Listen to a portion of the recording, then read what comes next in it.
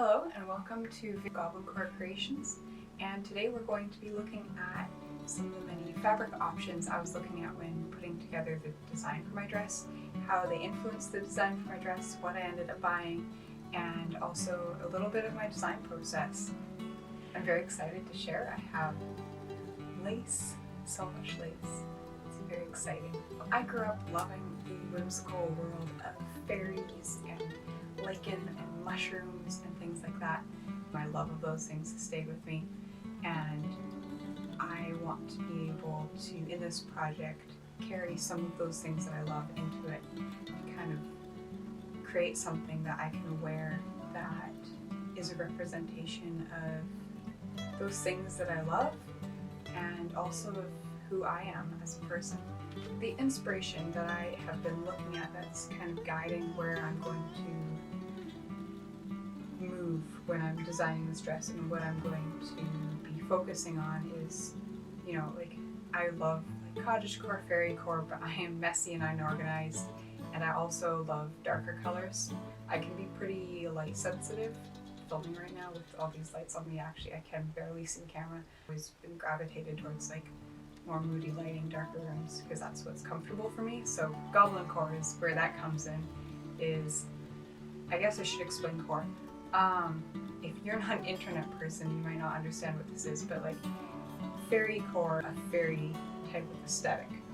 Cottagecore is that cottage aesthetic, cute white dresses, light lace, you're making pie and tending to your flower garden. That's what cottagecore is. And Goblincore is similar to fairycore, cottagecore, but it's a little bit of a darker aesthetic in terms of color. It's darker colors, more greenery, a little bit more rugged, messy, unorganized, and that's kind of who I am. It's something that I've loved since before that terminology existed, and I'm now adopting the terminology of Goblincore because it fits well. It fits well for me. So, but I also like fairy tale stuff. I like whimsical and fun. So I actually went to the library and I got one of the books that I grew up reading. This one is Beauty and the Beast. It's by one of my favorite artists and illustrators. I'm going to pronounce her name wrong. Kinuko Craft. And I love her work so much. It's just gorgeous. I want to kind of emulate a little bit of that whimsical fairy tale. It's complex. There's a lot going on in those dresses. Another huge inspiration for me is the dress from the live action Cinderella. That dress is just, it's gorgeous and amazing and beautiful and wonderful and all things magical. And there is another YouTuber who recreated that dress. In fact, she did it 5 times, but she did a whole series of videos on the last time that she did it, how she did it, research that went into it, the fabric choices, everything. It's amazing. I watched the series 3 times over now. Though I don't want Cinderella's dress as my wedding dress, I do want to draw elements from it. Initially, I wasn't even going to do a wedding dress with lace, and then I changed my mind. So I bought lace. It's here, it's on the wall over there, and I'm going to share it closer to the end of this video after I explain my process, my research, the different options I found, and links for all of those options will be in the description below. They are not affiliate links. I am not making any money from this. I don't know any of the people who own these stores. They are simply things that I found. I'll share my honest thoughts and feelings about them, and they're there to be used or to be ignored. This fabric here is some of the fabric that I ordered from an Etsy shop called Lace Fun. It ships directly from China, and I am not sure how I feel about that, but I did order 1 yard of this lace and then 1 yard of another lace. And I just wanted to show why I didn't end up going with this lace, because though it is beautiful and affordable compared to other laces out there, it has a highly repeated pattern. You can kind of see if I hold it up here. It's very, you can see the repeat. This just isn't a lace for me, but I could see how it might be really beautiful in a different dress design for a different dress. This is the other lace I also got from the same seller on Etsy. It's fun, and everybody tells me that this one looks like a curtain, so even though I love it, it's beautiful. It also has quite the repeat pattern, so you can see that when it's on a large scale. And if I'm looking at a large ball gown style dress, this is not going to work for that. Also, if I'm cutting out circle skirts, that's not going to work. I got for my wedding dress, it's this beautiful botanical feeling. It's supposed to be feathers, but I think it looks like ferns. It's got these little sparkly sequins on it, and it's quite light. It's a type of embroidered netting, I would say.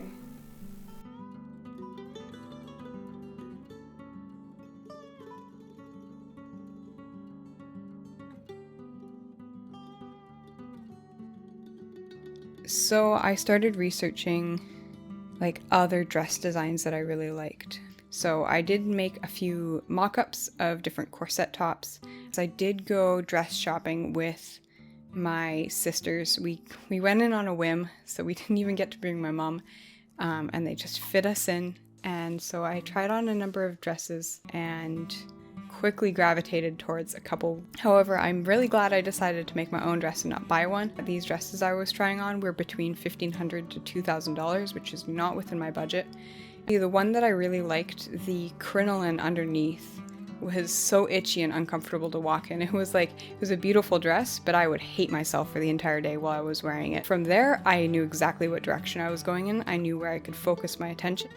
So I went through a few different fabric options. I was mainly shopping and looking around on Etsy. I tried Googling to see if I could find other online fabric marketplaces that would have beautiful laces for bridal, and I had a really hard time finding anything that was unique or different or in any way something I couldn't just go to the fabric store and buy. And I did also go to a local fabric store and look at their bridal lace, but they were like $120, $130 per meter for like really heavily embroidered beaded laces that would have weighed down the gown a lot. I did sew some samples. I found this sewing pattern on Etsy that I really loved, and I went ahead and made it. I made a couple others that I also found on Etsy that were beautiful, and essentially I'm trying to emulate this corset top that I really love and is very similar to the corset top that I tried on at the dress store.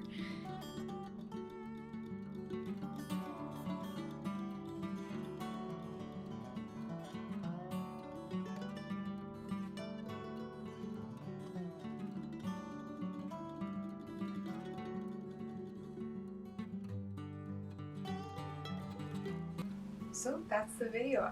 That's everything that I researched about lace, all the information that has been stored in my brain and now that I've put on paper and then communicated to you. And also my design for my dress. I'm so excited. As it stands right now, it might change, but I think now that I have gone and tried on some dresses and kind of seen how they fit in my body and look on my body, and also I've actually tried some mock-ups already, which I will share that process in the next video, but some of that mock-up process did help me understand what I am capable of. Now that I have this plan of action, I'm going to start to carry it out. So I think the next video will be part 1 of sewing my wedding dress, and then so on from there. So this would be the prologue, I suppose. And Tina here, Betty. Oh, I keep calling her Tina. Betty here is wearing my second mock-up, the third corset top that I've made. This one doesn't have any boning in it because I decided I was just trying to fit, and I'm going to do boning in the next mock-up. But I just kind of wanted to show you where that was at.